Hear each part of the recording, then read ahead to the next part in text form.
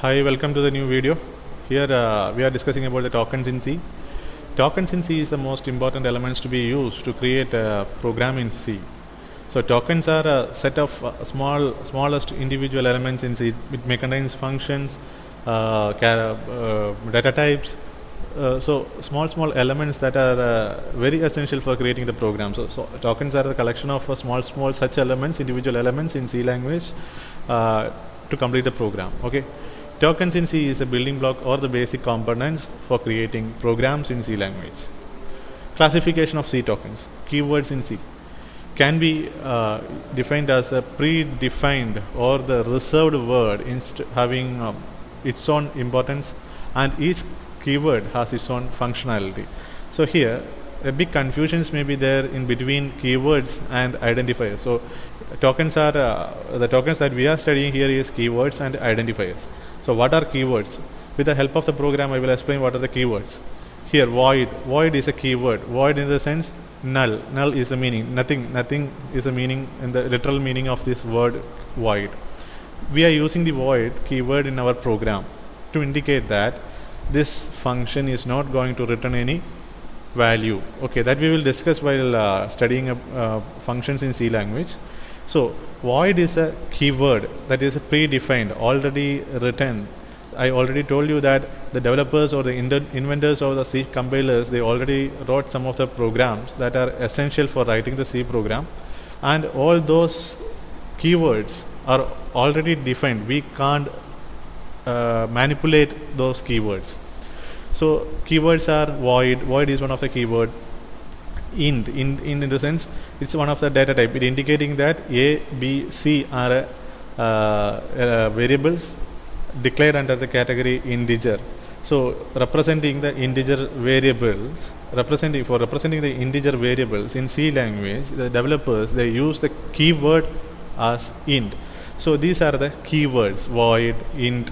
So, okay, these are the keywords used to write the C program.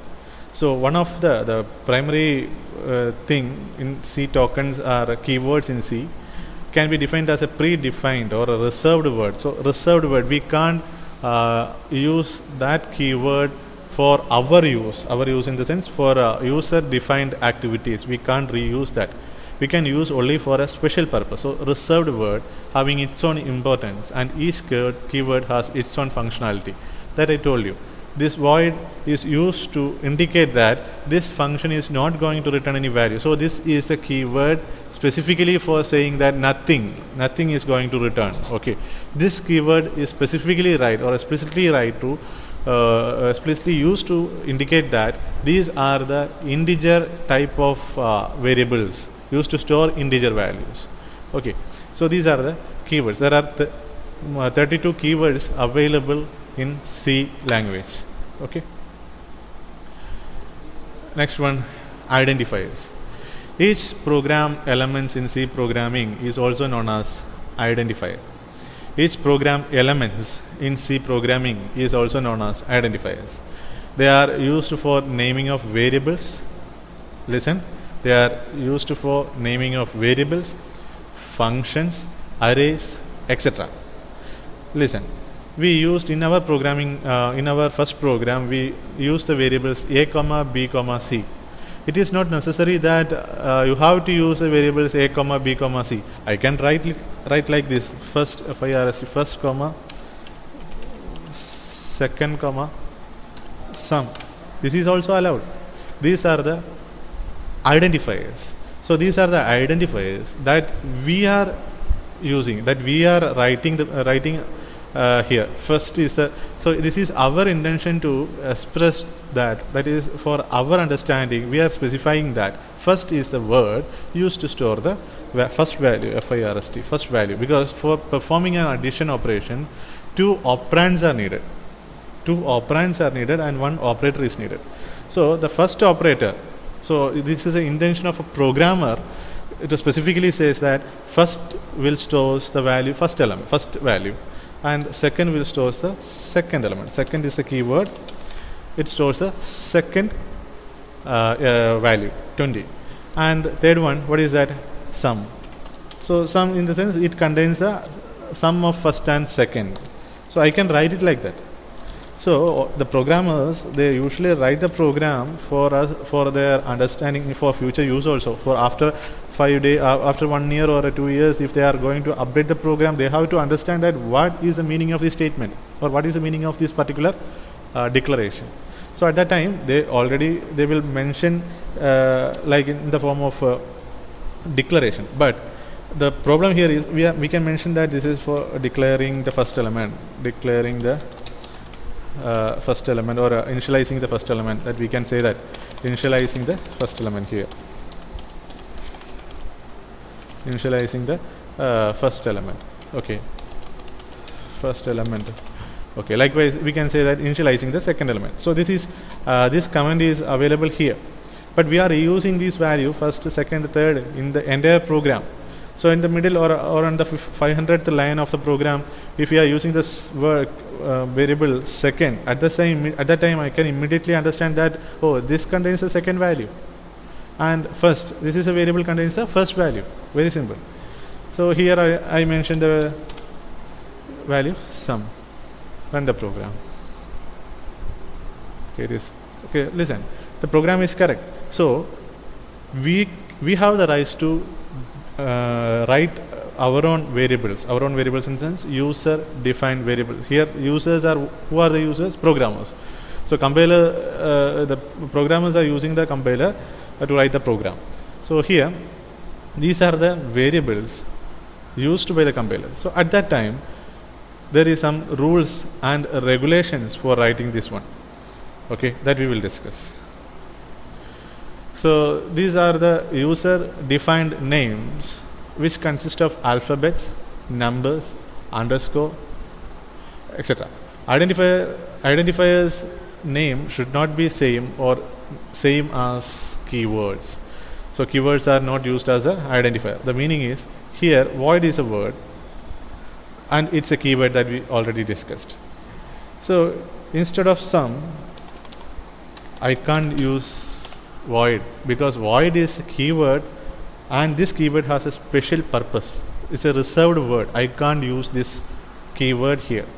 Now, in the case of an identifier, we can use other words that is not selected for a keyword. Okay, so this is the important rule that we have to follow. Keywords are not used as an identifier. These are the user-defined names which consist of alphabets, numbers, underscores. Identifiers name should not be same as keywords. Okay. Next, the rules for naming C identifiers. One more thing I forgot to explain. This is not only to declare a variable. It's also for declare functions, declare an array. So what are functions, what are arrays, that we will discuss in the future classes.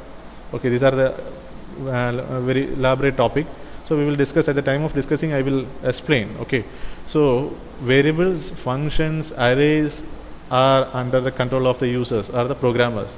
The programmers can write the name for variables, name for functions, name for arrays, etc. So these are considered as identifiers, and keywords should not be the identifier.